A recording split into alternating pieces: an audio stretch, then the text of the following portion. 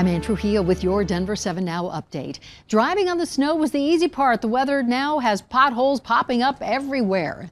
And since you can't get around all of them, you need to know what to do once you hit one. Contact 7's Liz Gilardi tonight with horror stories of costly repairs and cities trying their best to fix the roads.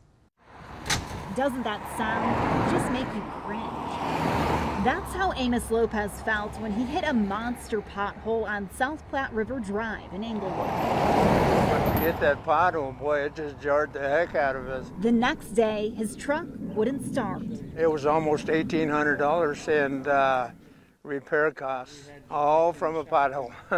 Amos reached out to Contact 7 after the pothole fiasco. He wanted to know why it wasn't filled yet, and he wanted to be reimbursed for the repairs. After we finally found out who it belonged to, they were responsible and took care of it. Turns out the pothole was Englewood's responsibility. After our story, they filled it. Then Amos got a check in the mail. Oh yeah, that's a lot of money for an old guy like me. Maybe you've started to notice more potholes as you're driving around. We checked in with the city of Denver. Crews are busy filling potholes in between snowstorms. Last year we filled a little over 67,000 potholes. That's actually a little lower than we've seen in years past. We can fill anywhere up to 100,000 in a year. Spokesperson Heather Burke says the city is ready to respond. There's proactive patrols to fill potholes, but anyone can report a pothole by calling 311. Just slow down and be on the lookout for potholes. And if you hit a doozy of a pothole like Amos, you have the right to file a claim. He's glad his truck is fixed, the hole is filled, and he's not out $1,800. Oh yeah, especially getting my money back. Liz Gilardi, Denver 7. Now, last night's storm didn't prove too bad for some spots, but brought nearly half a foot to areas north of the metro. And we're all hoping the dry weather and sunshine that we're enjoying sticks around for more than a day this time. Let's go to Chief Meteorologist Mike Nelson with some good news. Mike? I have a few days, as a matter of fact, and on the big map right now, we have cold air for tonight, milder air for Friday and Saturday. The next storm arrives Sunday into Monday and Tuesday. So overnight tonight, it'll be cold on the east side of the state, especially some high clouds to the north, not as cold out west, where lows will drop to about 23 Grand Junction, 21 degrees at Montrose, but down to 10 in Denver and Lyman. Start with maybe a little bit of patchy fog in some of the areas that have picked up that snow recently, some high clouds in the mountains. By midday, it's sunny to a few high clouds, and by late in the day, just an increase in high clouds coming in. Temperatures are going to be a little milder, 48 in Denver, 50 Fort Collins, and at Greeley.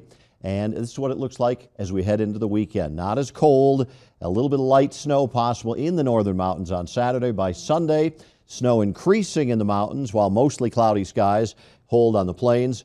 More mountain snow Monday, and then it spreads out onto the plains Monday late on into Tuesday. So here's your extended forecast.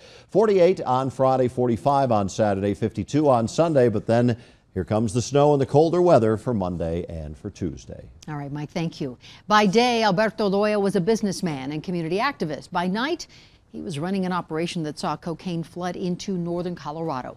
Well, Loya pleaded guilty today to drug and money laundering charges. Prosecutors say he was Greeley's go-to guy for cocaine, running an operation that saw multiple kilos and cash change hands. Prior to getting caught, he ran an insurance branch and was quoted in the Denver Post as someone who is known for helping Latinos translate important documents and navigating life in the United States. The fate of Denver's 30-year-old pit bull ban appears to rest squarely on the mayor's shoulders. The mayor has until tomorrow to either sign the repeal bill or toss it in the trash. And he told us today he is studying up before making his decision. What does the science tell us today? What does the data tell us today? It's a very difficult situation because there are very valid arguments on both sides. And so, I'm reading and I'm trying to make sense of it all before I sign this bill. I think my responsibility, first line responsibility, is to ensure the safety and welfare of the residents of Denver. City Council needs 9 votes to overturn a veto from the mayor, and by our count, they have 8 max right now. Jeffco has decided the best way to keep cyclists and hikers happy is to keep them apart. Under a new plan, several trails on Apex Park will go to the fleet of feet on Sundays, Tuesdays, Thursdays, and Fridays. Cyclists get Monday, Wednesdays, and Saturdays. Another 5 miles of trails will remain multi-use. And we truly hope you aren't just now realizing tomorrow's Valentine's Day, because if you are, act naturally. Don't let your significant other see you taking this in. Loveland is holding its annual Sweetheart Festival this weekend. It begins tomorrow afternoon with a group wedding on Foundry Plaza. And if you're one of those people who forgot about Valentine's Day, maybe best to just skip that part and go straight to the food trucks and beer and wine garden. And if you're not in a relationship, who cares? There is no official rule on how to spend Valentine's Day. In fact, Denver 7's Russell Haythorne found the best way to spend the holiday might just be with your friends. In classrooms everywhere. Do you want to do the dog or the owl? This week is all about showing a little love. We're going to use these foam hearts. But in this particular classroom, all right, Lisa, you ready to glue your ears on? It could be argued the love runs a bit deeper. Yeah. And the students, I'm making a Valentine. Certainly a bit older. No, I like to come in here every day. This is the Easter Seals Older Adults Day program for those with intellectual and developmental disabilities. The first day program of its kind in the state of Colorado. There aren't any other programs like us. Because most others cater to younger adults and children. We've created this calmer, quieter environment where we move a little bit slower. 6 ladies in particular. Linda, Mary, Teresa, Lisa, and Missy. Have now lived together for 28 years. 28 years taking care of each other. They help each other, they rib each other. Meow.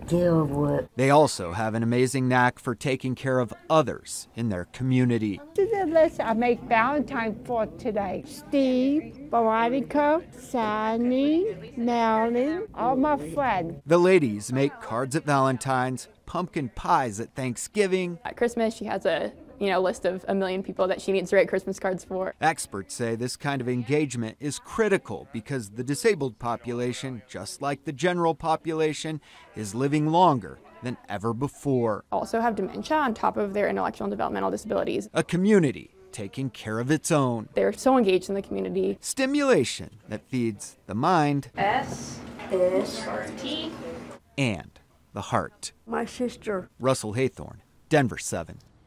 Thanks so much for watching this Denver 7 Now update. Make sure to download the Denver 7 app for your smartphone to get breaking news and alerts around the clock. I'm Ann Trujillo.